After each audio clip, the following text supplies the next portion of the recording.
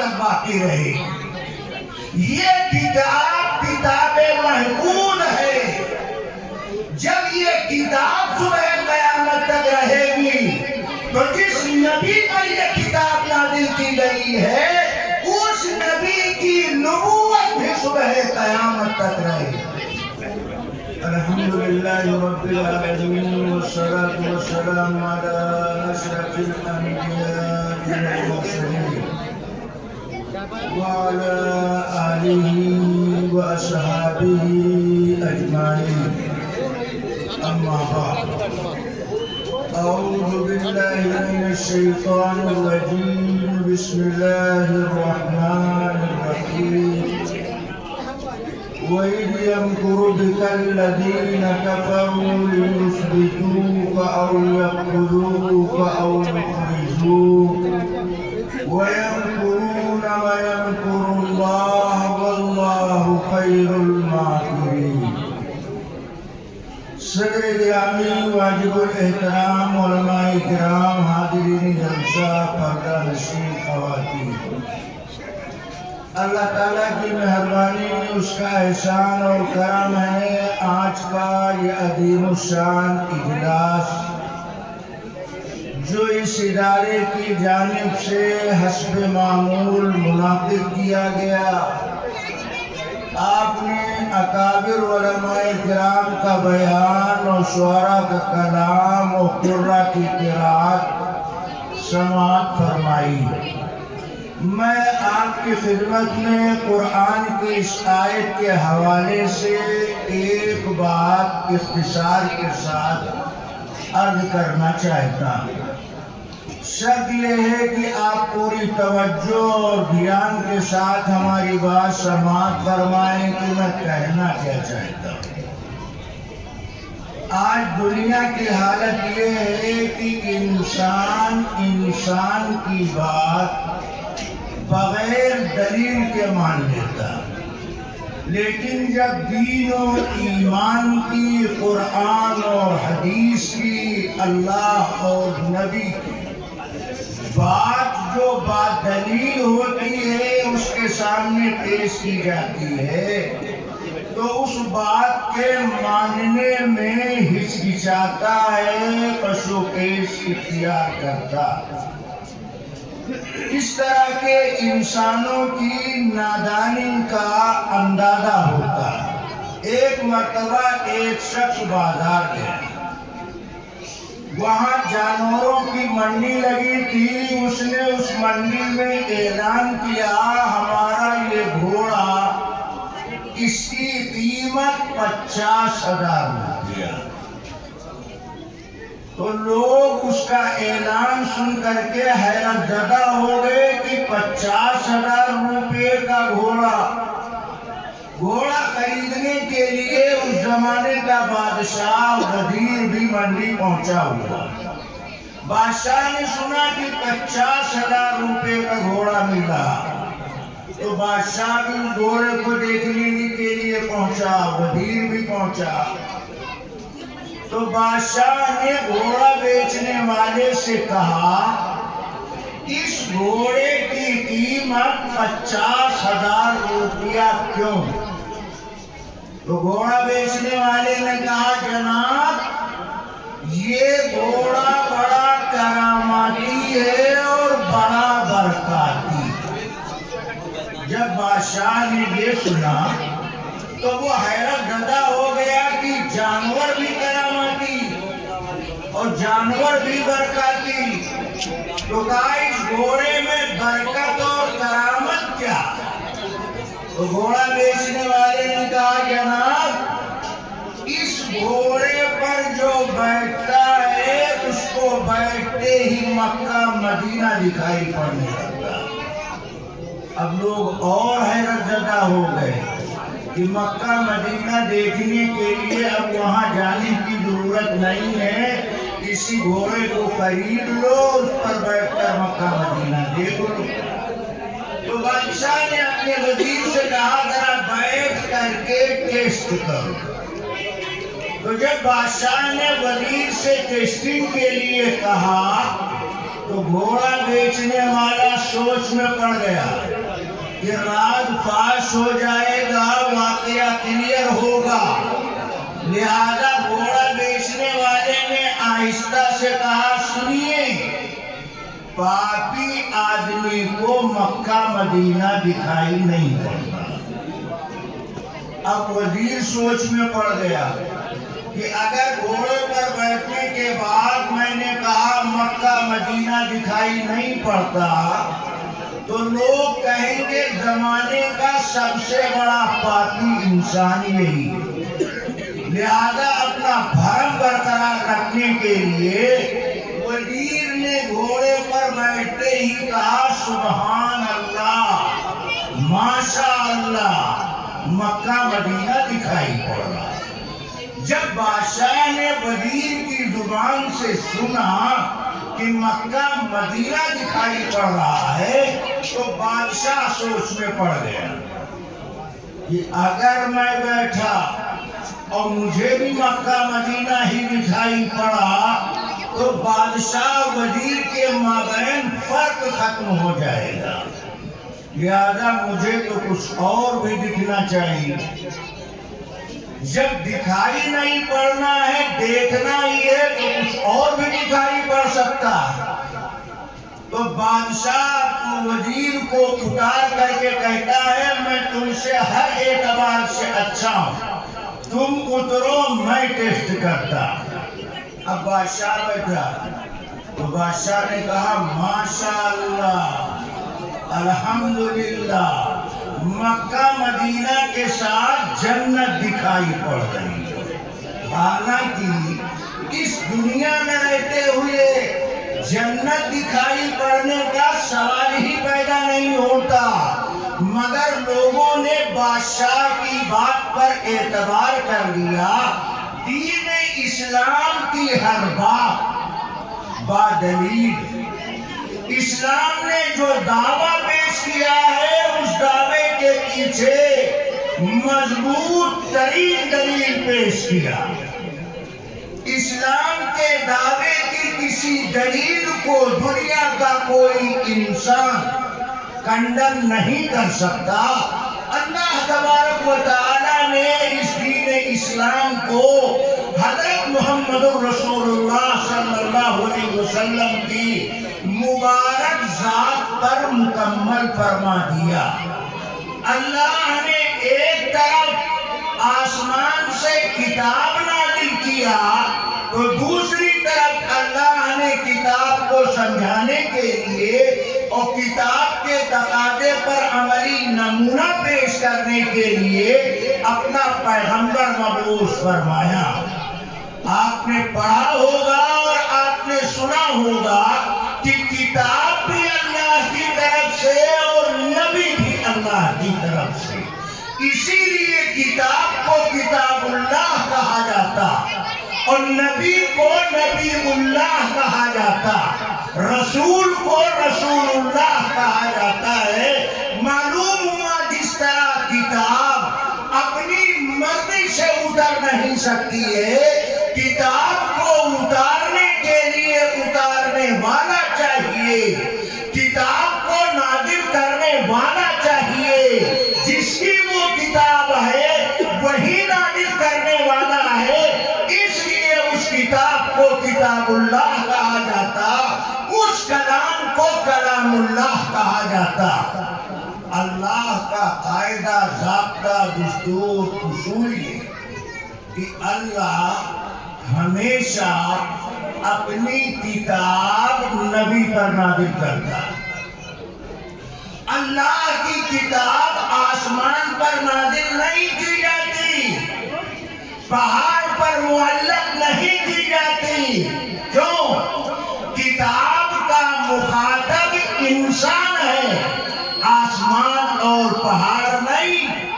تو ظاہر سی بات ہے جب کتاب کا مخاطب انسان ہے تو انسان کی رہبری کے لیے انسانی جماعت میں سے رہبر ہونا چاہیے۔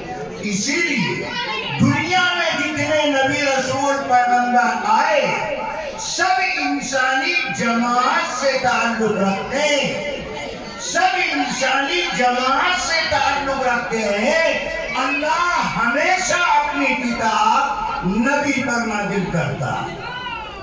اسی لیے کتاب کو کتاب اللہ اور نبی کو نبی اللہ کہا جاتا ہے۔ اگر کتاب نبی پر نازل نہ ہوتی تو ہر آدمی کتاب کا مطلب اپنے طور پر بیان کرتا۔ نبی پر اللہ نے نازل کر کے یہ بتایا، ہماری کتاب کی صحیح مراد وہی ٹھہرائے گی جو ہمارا پیغمبر بیان کرے گا۔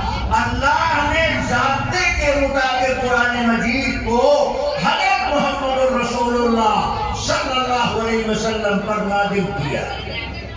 یا درمیان میں ہم عقیدے کی بات کی طرف اشارہ کرتے ہیں، بات سمجھ میں آ رہی؟ کون کون سمجھ رہا ہے؟ ہاتھ اٹھاؤ، ہمیں اندازہ تو ہونا چاہیے۔ ماشاءاللہ سب سمجھ رہے ہیں، بڑے سمجھدار لوگ ہیں، یہ تو آفتاب ماہتاب ہیں دین کی بات سمجھنے میں۔ اللہ تعالیٰ نے اپنی کتاب نبی پر نازل کیا، یہ اللہ کا ضابطہ ہے۔ تو جب کتاب اللہ کی طرف سے آئی اور نبی اللہ کی طرف سے آیا تو معلوم کیا ہوا؟ یہ کتاب اللہ کی آخری کتاب اور یہ نبی اللہ کا آخری نبی۔ کیوں؟ اس نبی کے آ جانے کے بعد سلسلہ نبوت کو مکمل کر دیا گیا۔ آپ کو خاتم النبیین والمرسلین کے اعلیٰ لقب سے ملقب کر دیا گیا۔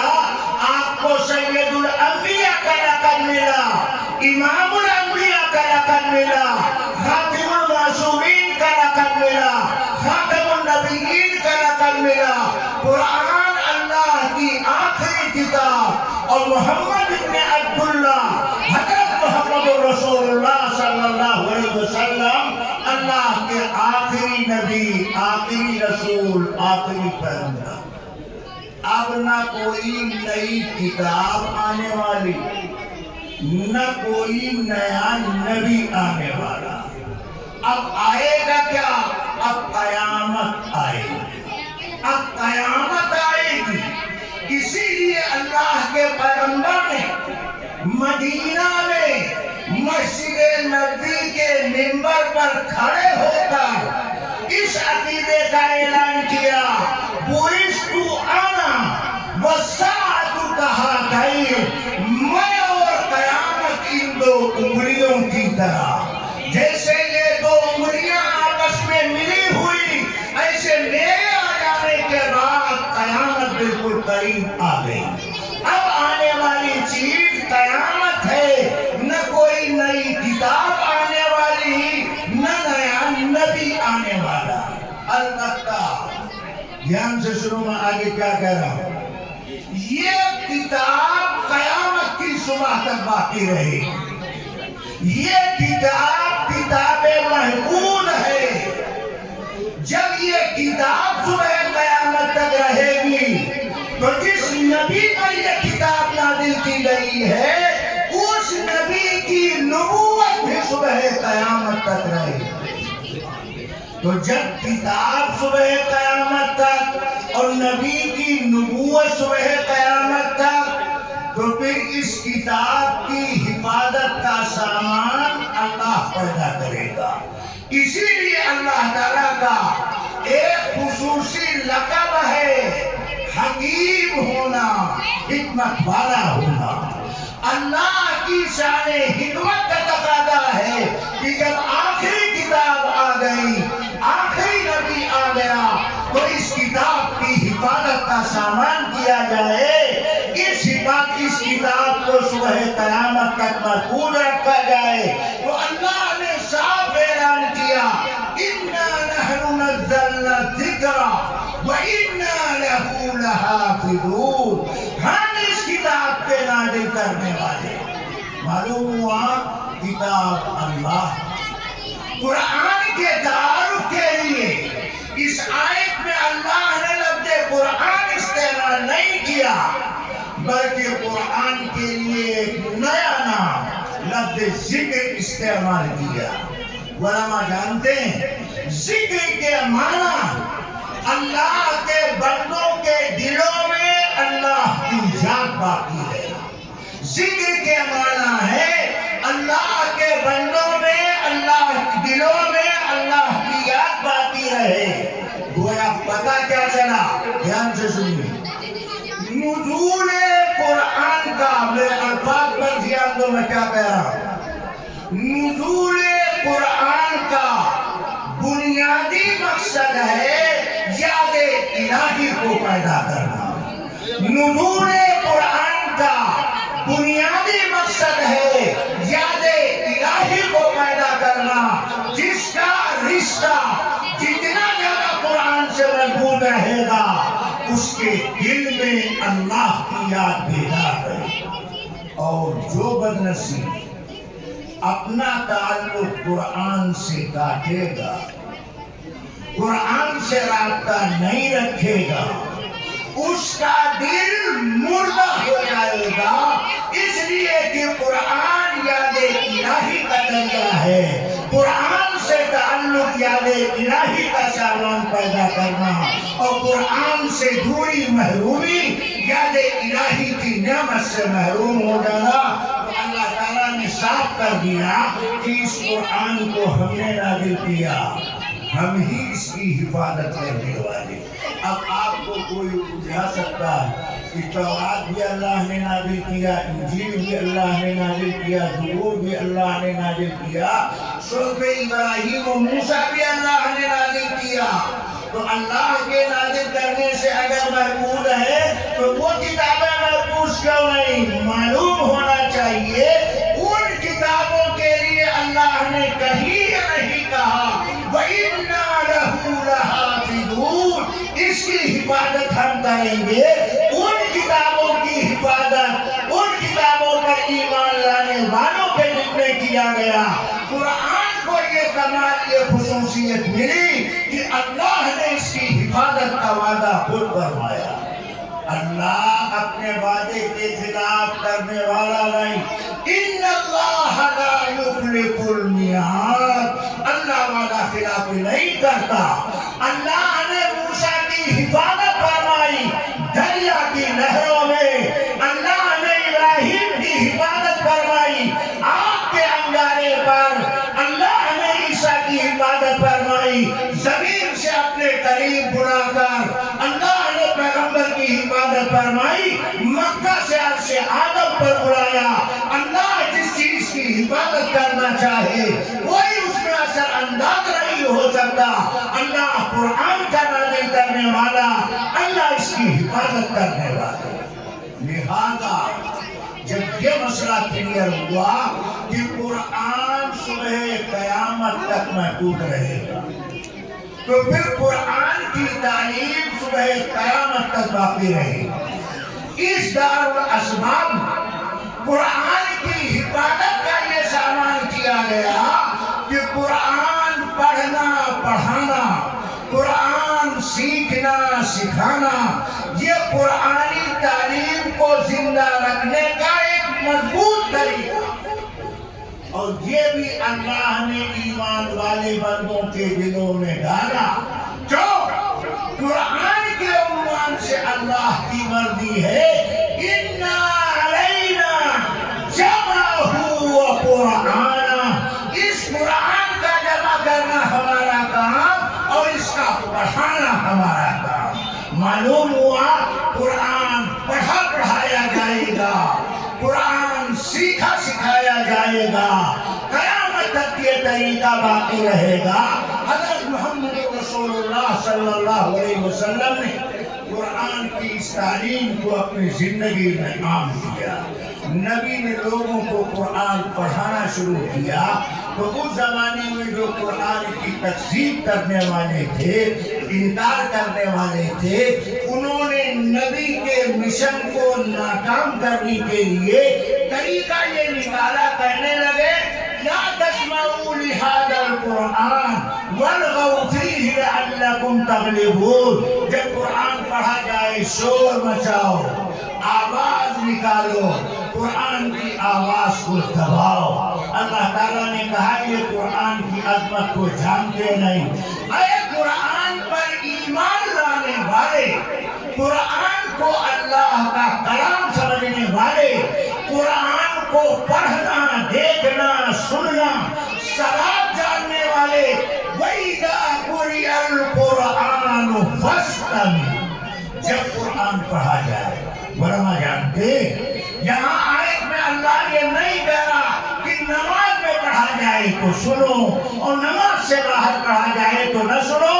اللہ کہہ رہا وَإِذَا قُرِئَ الْقُرْآنُ، جب قرآن پڑھا جائے، جب قرآن پڑھا جائے تو کان لگا کر قرآن سنو، خاموشی اختیار کرو، لعلکم ترحمون، تاکہ تم اللہ کی رحمت کے حقدار بن جاؤ۔ معلوم ہوا قرآن سننے سے، احترام کرنے سے بندہ اللہ کی رحمت کا حقدار ہوتا ہے، اور جو کان قرآن سننے سے ترستے وہ اللہ کی رحمت سے محروم کر دیے جاتے ہیں۔ اللہ کے پیغمبر لوگوں کو قرآن پڑھا رہے ہیں، سنا رہے ہیں، یاد کرا رہے ہیں، وہ لوگ عاجز ہو کر، ناکام ہو کر ایک دن دارالندوا میں ابو جہل، ابو لہب، اس کے تمام ساتھی جمع ہوئے، کہنے لگے یہ محمد بن عبداللہ لوگوں کو اللہ کا تعارف کراتے ہیں اور لوگوں کو اللہ کا کلام سناتے ہیں، پڑھاتے ہیں، ان کو ان کے کام سے روک دیا جائے۔ طریقہ کیا اختیار کیا جائے؟ وہ سارے کے سارے لوگ جمع ہو کر یہ طے کرنا چاہتے ہیں کہ نبی کے مشن کو ناکام کیسے کیا جائے۔ ایک سے ایک پرمغزہ اس ہاؤس میں آ بیٹھا، دروازہ بند ہونے لگا، ایک اجنبی آدمی آیا تو ابو جہل نے اس سے پوچھا تم کون؟ تو آنے والے نے کہا میں نجد کا شیخ ہوں۔ ابو جہل نے کہا صاف کلیئر بتاؤ۔ اس سے یہ معلوم ہوا کہ جھوٹی بات بولنا، یعنی جھوٹی بات بولنا، سچائی کو چھپانا، بولی بات کرنا ابلیس کا بنیادی طریقہ۔ ابلیس نے کہا میں نجد کا شیخ ہوں۔ ابو جہل نے کہا صاحب بات بتاؤ۔ تب کہا میں ابلیس ہوں۔ کہا تم کیوں آئے، بن بلائے کیوں آئے؟ تو ابلیس نے کہا جس کام کے لیے آپ لوگ پریشان ہیں اصلاً یہ کام ہمارا ہے۔ ابو جہل نے کہا رائے دو۔ تو اس ہاؤس میں سے ایک صاحب بولے نبی کو ان کے کام سے اگر روکنا ہے تو ان کے ہاتھ میں ہتھکڑی، پیر میں بیڑی ڈال کر کمرے میں لاک کر۔ ابو جہل کے سامنے ابلیس نے کہا او کیا کہہ رہے ہو، تمہیں معلوم نہیں ہے ان کے ساتھ ابو بکر و عمر رہتے ہیں، عثمان و علی رہتے ہیں، یہ وہ جیانے ہیں، مستانے ہیں، فردانے ہیں، دیوانے ہیں، جانسار، جو اپنے جیتے جی اپنے محبوب پیغمبر کی گرفتاری کو برداشت نہیں کر سکتے ہیں۔ وہ نبی کے لیے جان دینا اپنی زندگی کے لیے معراج سمجھتے، لہذا ایسے وفاداروں کے رہتے ہوئے تم اپنے مقصد میں کامیاب نہیں ہو سکتے ہو۔ اس رائے پر جرا کون کر رہا ہے؟ ابلیس کر رہا ہے۔ دوسرے ساتھ بولے ہماری رائے یہ ہے کہ ان کو مکہ سے نکال باہر کر دو۔ تو اس پر ابلیس نے کہا کیا کہہ رہے ہو؟ کہ مکہ سے نکلیں گے، دریا کے کنارے پہاڑ کے اوپر گھنی آبادی میں اللہ کا کلام پڑھیں گے، کون اس کی آواز کو دبائے گا؟ سوچ سمجھ کے رائے۔ تو تیسرے آدمی نے کہا کہ ان کا ذکر دنیا سے ختم کر دو۔ ابلیس نے کہا ہاں ہاں یہ کام ہونا چاہیے۔ ابھی بند کمرے کا دروازہ کھلا نہیں، بند کمرے کا دروازہ کھلا نہیں کہ جبریل امی حضرت محمد رسول اللہ صلی اللہ علیہ وسلم کے پاس آئے اور بند کمرے کی گفتگو کو ریکارڈ کر کے پیغمبر کو باخبر کیا۔ اللہ نے یہ آیت نازل فرمائی وَإِذْ يَمْكُرُ بِكَ الَّذِينَ كَفَرُوا युस्बितूका औ यक़्तुलूका औ युख़रिजूक। वो वक्त याद करने के काबिल है जब आपके मुल्क में से एक ने कहा इन्हें बेड़ी पहना दो, एक ने कहा निकाल बाहर कर दो, एक ने कहा इन पर कातिलाना हमला कर दो। अरे पैगंबर आपके खिलाफ स्कीम बन रही। नबी से कहा आप निकल जाओ। मैं ये कह सकता नबी निकले नहीं, निकाले गए। नबी निकले नहीं, निकाले गए। नबी गए नहीं, मक्का से उनको निकलने पर मजबूर किया गया। अल्लाह के नबी निकल रहे, हिजरत हो रही। नबी ने अली को बुलाया, कहा मेरे बिस्तर पर लेट जाना और ये जो अमानत गैरों की हमारे पास है सुबह उनके हवाले करके फिर मुझसे मुलाकात करना। अब जाहिर सी बात है कि अली को नबी की हर बात पर यकीन कामिल।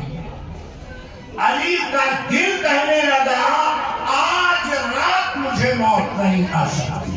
क्यों? नबी ने कहा है अमानत हवाले करके मुझसे मुलाकात करना, लिहाजा आज रात नबी के बिस्तर पर हमें तो इत्मीनान की नींद आएगी, इसलिए कि नबी ने सिर्फ बिस्तर नहीं दिया, रात गुजार कर सुबह मिलने का हमसे ऐलान करवा दिया। हजरत अली नबी के बिस्तर पर चैन और सुकून के साथ सोए। ये नसीबा है हजरत अली का। इसके बरखिलाफ वो सिद्दीक़ अकबर जो सारे सहाबा में अकबर कहलाए, अफजल कहलाए, अबू बकर कहलाए, वो नबी के पास नहीं आए। नबी अबू बकर के घर गए, अबू बकर को अपने साथ लिया। इस घड़ी में जिस घड़ी का चप्पा चप्पा जर्रा जर्रा खतरे में शामिल है, उस वक्त में अगर पैगंबर ने किसी पर एतमाद काबिल किया तो वो जात है सैयदना सिद्दीक़ अकबर रज़ियल्लाहु ताला अन्हु। ऐसे मुश्किल वक्त में नारे तकबीर, नारे तकबीर। उलमाए हक, उलमाए देवबंद, शान सिद्दीक़ अकबर, शान सिद्दीक़ अकबर। ऐसे नाजुक वक्त में इंसान अपने सबसे मोतमद आदमी पर एतमाद करता। नबी ने अबू बकर को साथ लिया, हजरत अली को अपना बिस्तर दिया। मुश्किल घड़ी में नबी के साथ रहने वाला सिद्दीक़ अकबर है और नबी की इजाजत से नबी के बिस्तर पर सोने वाले हजरत अली है। वो नबी की इजाजत से सोए हैं। सिद्दीक़ अकबर नबी के कदम ब कदम, नबी के शाना बशाना नबी के साथ रहे हैं, नबी के साथ चले हैं। सिद्दीक़ अकबर का मकाम अपनी जगह, हज़रत अली का मकाम अपनी जगह। अली भी काबिले एहतराम, अबू बकर भी काबिले इकराम, मगर सिद्दीक़ अकबर की बात ही दूसरी। सिद्दीक़ अकबर की बात ही दूसरी। नबी के साथ चलते चले गए। वक्त हमारा पूरा हो रहा है, दरमियान की बात को हम अदब करते हैं। इंशाअल्लाह जिंदगी बखैर रही तो आइंदा हम गुफ्तगू यहीं से शुरू करेंगे। सिद्दीक़ अकबर अल्लाह के पैगंबर गार के अंदर पहले कौन गए? अबू बकर गए। गार किसने साफ किया? अबू बकर। क्यों? इसलिए कि अगर कोई मुसीबत आने वाली हो, कोई तकलीफ पहुंचने वाली हो, अबू बकर कुर्बान हो जाए और सराफत मोहम्मद रसूलुल्लाह सल्लल्लाहु अलैहि वसल्लम शदाइद मुश्किलात से बच जाए। सिद्दीक़ अकबर पहले गार में, बाद नबी तशरीफ ले गए। अबू बकर ने आका से कहा आप थके हारे हैं, आप आराम कर लीजिए। नबी आराम कर रहे हैं।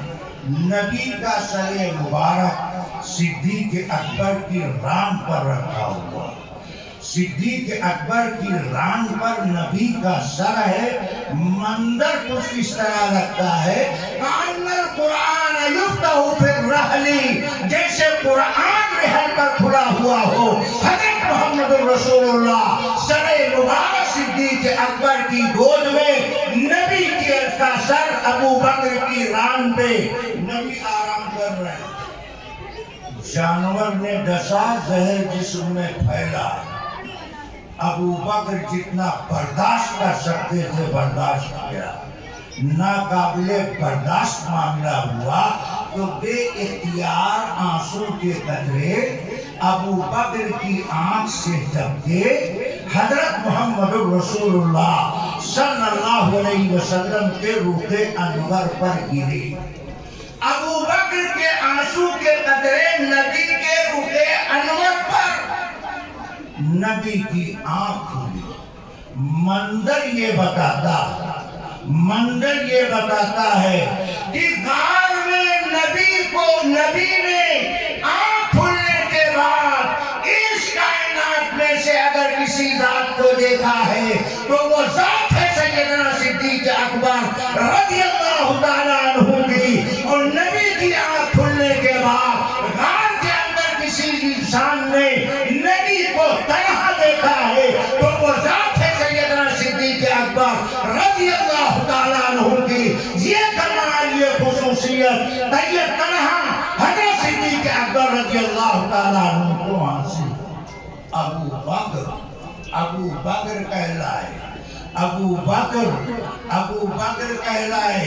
गार के मुंह पर तलाश करने वाले दरवाजे के बाहर खड़े, मगर ये अल्लाह का मामला। अल्लाह जिसको रखना चाहे कोई जग नहीं सकता, और अल्लाह जिसको उठाना चाहे कोई रोक नहीं सकता। वो दरवाजे तक पहुंचे हैं मगर नजर काम नहीं कर रही। आपस में कहते हैं इस गार में कोई नहीं। अगर कोई जाता तो दरवाजे पर मकड़ी का जाला लगाना होता, मकड़ी का जाला तार हो जाता। और कमाल की बात यह है मकड़ी के जाले पर कबूतरी ने अंडा दिया, वो अंडा सही सालिम है, अंडा चूर हो जाता। ये मकड़ी का चारा नहीं लगा। अल्लाह ने हिफाजत का सामान पैदा किया। अल्लाह कहता है लियुस्बितूका औ यक़्तुलूका औ युख़रिजूक वयमकुरून वयमकुरुल्लाह। जो अल्लाह का काम है अल्लाह करता है, जो बंदों का काम है वो बंदे करते हैं। अल्लाह ने कुरान की हिफाजत का इंतजाम किया, कुरान की हिफाजत का वादा किया। लिहाजा कुरान पर ईमान रखने वाले मुसलमानों की जिम्मेदारी है कुरान बचाना तुम्हारा काम नहीं, कुरान बचाना तुम्हारी जिम्मेदारी नहीं। ये अल्लाह का कलाम है, अल्लाह उसकी खुद हिफाजत करेगा। तुम्हारा काम है कुरान पढ़ना, कुरान पढ़ाना, कुरान सीखना, कुरान सिखाना। अब ये काम अहले गैरे का नहीं, किसी नकट्टे मुखट्टू का नहीं, ये काम खुशनसीब का। क्या कहा? खैरुकुम मन तअल्लमल कुरान व अल्लमा। तुम में सबसे बेहतर आदमी वो जो कुरान सीखे और सिखाए। बेहतरी खूबी का लक़ब हज़रत मोहम्मद रसूलुल्लाह सल्लल्लाहु अलैहि वसल्लम ने अता फरमाया। अल्लाह कद्र की तौफीक अता फरमाए। हम दिल की गहराई से हज़रत मौलाना मेहताब साहब को मुबारकबाद पेश करते हैं, उनकी पूरी टीम को मुबारकबाद पेश करते हैं जो इस मदरसे में कुरान सीखने सिखाने का इंतजाम करते हैं। दीनी तालीम के साथ साथ असली तालीम का भी बाज़ाब्ता यहाँ नज़्म इंतजाम है, जिससे बच्चों की इल्मी प्यास बुझाई जाती है, उन्हें दीन भी सिखाया जाता है और जिंदगी गुजारने के लिए जो जरूरी काम दरपेश हैं उनको भी बताया जाता है। बस बात इतनी है, एक है मकसद जिंदगी, ایک ہے ضرورت زندگی، دین کی تعلیم ہماری مقصد زندگی اور اصلی تعلیم ہمارے لیے ضرورت زندگی ہے۔ اللہ اس فرق کو سمجھنے کی توفیق عطا فرمائے۔ وآخر دعوانا